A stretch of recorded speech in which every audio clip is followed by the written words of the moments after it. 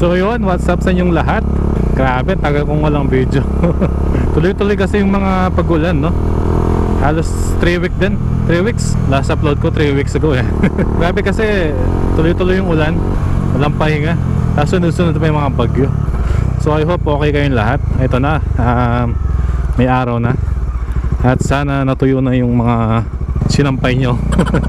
Actually sa video natin ngayon, no, gusto ko lang mag-update sana. Nag-try ako mag-record last 2 weeks. Kaso dahil umuulan, walang masyadong makita dun sa video ko kasi nag-fog yung loob. Yung case ko kasi, may case kasi yung camera natin. And syempre, kapag maulan, malamig sa labas. Tapos may battery yung camera kaya medyo umiinit. Kaya nagkikreate siya ng fog sa loob ng camera. So yung lens nung case ko nag-fog. So wala rin makita kaya hindi ko na inedit. Sayang nga. Sana may post ako kahit pa paano. Ayoko naman mag-upload ng pangit na quality na video, no? Ngayon ang sabi ko, kahit maliit na motovlogger lang tayo, tatry ko yung best kong para magbigay ng magandang content. So ayun, doon sa video na yun, actually nasiraan tayo ng bracket sa ating mini driving light. And sa video na yun actually nagtingin-tingin ako sa mga motorcycle shop, no? Kung meron silang bracket para mapalitan yung aking MDL bracket or mini driving light. So unfortunately wala akong nakita kahit isang shop. Sabi nila parang dapat yata bundle or package yung bibilin mo. Init. So yun, diniscuss ko rin doon bakit nasira or ano yung mga suspects ako kung bakit nasira yung aking bracket.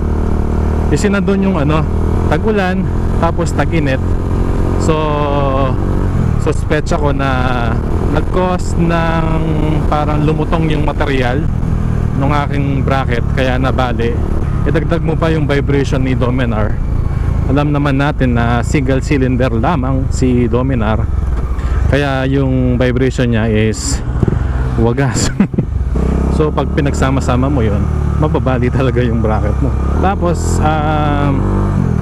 nung pinalitan ko yung bracket ko, nung kinalas ko, nakita ko na yung luma kong bracket is walang rubber na nakadikit dun sa crash guard ko. Kaya isa yun sa posibilidad na rason kung bakit nabali yung bracket. Kasi imagine nyo na lang, lahat nung vibration ng motor sinasapo ng bracket. So yun talaga, magkaka-tension na kahit na maliit na crack lang dahil sa vibration, lalaki. So yun ang nakikita kong mga dahilan kung bakit nasira yung bracket ko. Tapos ayun na nga, since wala akong nakita nag-order ako sa Shopee Racing. Pag wala nang choice sa Shopee na lang or Lazada. May nakita ako sa Shopee, okay naman, maganda yung material niya, matibay, mataba din, mataba yung pagkakagawa. So makapal yung material and hindi siya ganun kataas, no? Yun ang nagustuhan ko, hindi siya ganun kataas, naka-level lang siya ng konti sa aking crash guard. So papakita ko na lang yung mga pictures.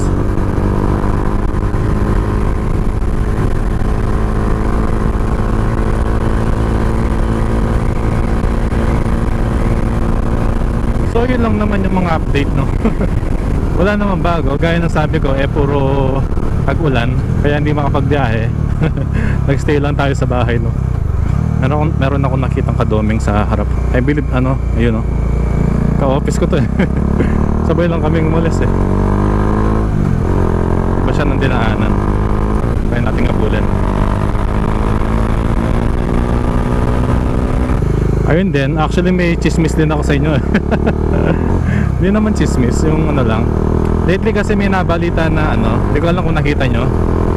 Nakita ko rin sa GMA yun merong isang content creator or motovlogger na nag-record na pumasok sa expressway, tapos ang sabi niya is naka 250cc lamang siya. Sabi niya dun sa video na naka ZX25R siya. So alam naman natin ang minimum requirement ng expressway sa engine displacement is 400cc pataas. Kaya yun, sa video na yun, wala lang, nagsabi lang ako ng saloobin ko.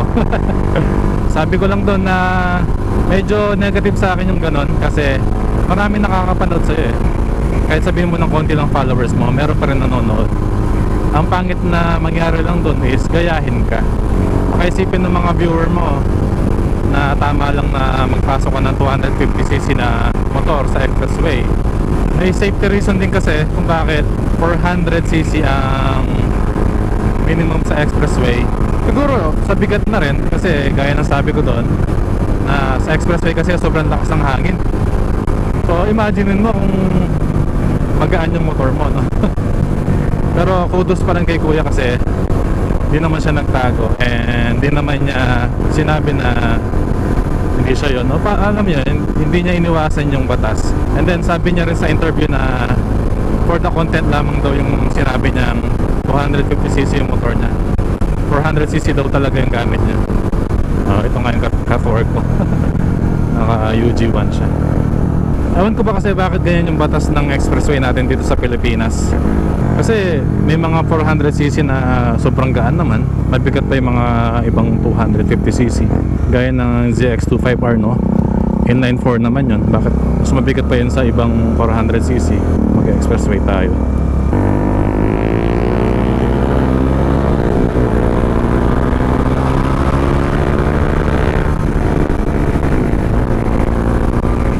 Nagkasabay tayo.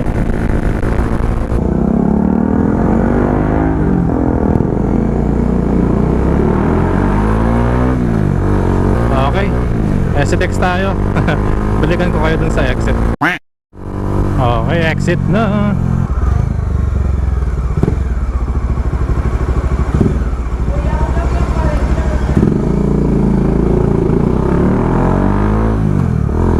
Actually on the way ako ngayon sa Apelco. May pinapaayos kasi ako sa kuryente namin. Hanggang ngayon di pa sila bumabalik. Magbabayad na sana ako eh. Share ko lang. Ayun, gaya ng sabi ko kanina, no? Parang mas maganda kung gagawa sila ng batas na ibase na lang sa bigat ng motor yung pwedeng pumasok sa expressway, no? Since engine displacement naman yung kaya ano nila, criteria. So I believe, no, may factor din yung bigat ng motor. Kasi yun naman ang concern nila sa expressway, sa safety ng mga motor. Kasi kapag magaan ang motor mo, pwede kang dalhin ng hangin. Naranasan ko na yun eh. Bigat na ng motor ko pero nararamdaman ko yung hangin. Yun lang siguro, no? Tulad ng ZX25R inline 4, yun may kabigatan din. I believe nasa around 160 yata yung curb weight nun. Hindi ko sure. So ang pinaka point ko kasi doon sa Asia 9 is if hindi totoo yung sinasabi mo, huwag mo na sabihin. Kasi ano yun eh, nagpapakalat ka ng maling informasyon. Ang mahirap pa, gagayahin ka ng iba. Kasi pinapanood ka nila eh, ginawa mo, so parang okay lang. Yun lang siguro yung pangit dun sa ginawa niya. Okay, balikan ko kayo, no?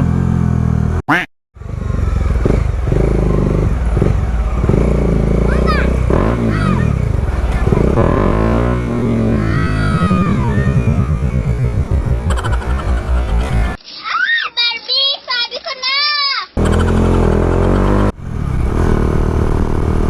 So ayun, ako'y nagbabalik. Nga pala, no, if meron akong viewer or may nanonood sa akin na taga dito sa Mabalacat, dito sa amin sa Pampanga, kung meron sana kayong kilalang kaya mag-repair ng GoPro. Nasira kasi yung GoPro natin. Nabasa ng ulan. Yung case ko kasi water repellent siya pero hindi siya waterproof. So nilalagay ko lang siya or ginagamit ko siya pag mahina lang yung ulan. Kaya kaso hindi ko na predict yung ulan, biglang buhos. Yung totally hinto na talaga yung ulan, tapos biglang bumuhos ng malakas. Eh sakto, kakapasok lang namin ng expressway. Hindi ako makahinto para magkaputi. Kaya yun, nabasa.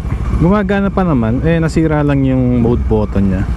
So hassle niya lang i-start kasi kailangan kong alisin yung battery.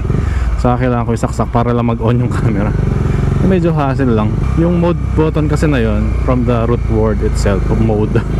So doon mo pwedeng ilipat na video, pwedeng ilipat ng camera.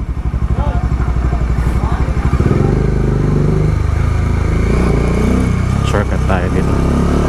And purpose din kasi nun is yun ang parang on and off switch ng camera. So sobrang hassle. Wala pa tayong pambili ng bagong camera, kaya kung marirepair muna sana.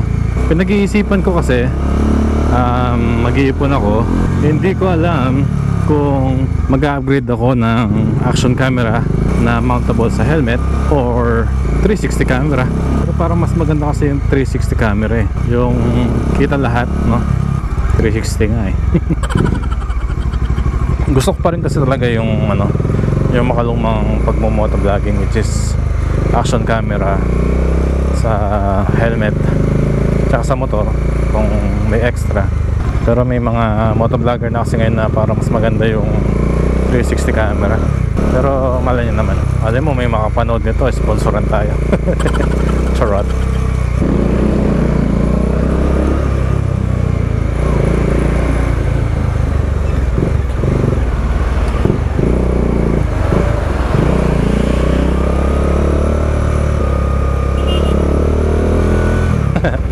Nasa gitna yung expander, nasa gitna ng daan, ng linya. Tapos sinaan tuloy siya ng truck.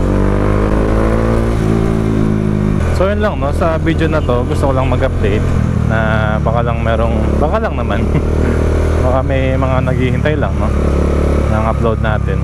Gusto ko lang paalam na buhay pa ako. Nagkataon lang na tuloy-tuloy yung ulan kaya hindi makapagmotor, nasira pa yung camera natin. Pero okay lang naman, nag-umpisa naman tayo sa hassle na pag-record eh. Tsaka gusto ko rin magpasalamat na kahit wala tayo masyadong upload for the past 3 weeks, may mga nagsusubscribe pa rin tsaka nagko-comment. Meron na tayong 282 subscribers sa YouTube. Tapos sa Facebook yata 127, hindi ako nagkakamali. Medyo busy din kasi yung panahon pa. Dito ko na tatapusin yung video. So maraming salamat po ulit sa mga patuloy na nanonood at sumusuporta sa mga bago dito sa aking channel. Kung nagustuhan mo, baka naman consider mong mag-like and subscribe sa ating YouTube channel. At follow naman ko sa Facebook ka nanonood. So kung may mga suggestion kayo para sa ating future video, huwag kayong mahiya na mag-iwan ng comment sa ating comment section. Try natin gawin. At kung may mga topic kayo na gusto pag-usapan at mga question na gusto nyong itanong, mapamotor man yan o personal nyong buhay, bahala kayo. So ayun, maraming salamat sa lahat. Sa daan, laging tandaan na laging mag-iingat, laging maging alerto, at habaan palagi ang pasensya. Ako po ulit si Joban Moto. Hanggang sa susunod na video. Joban out. Peace.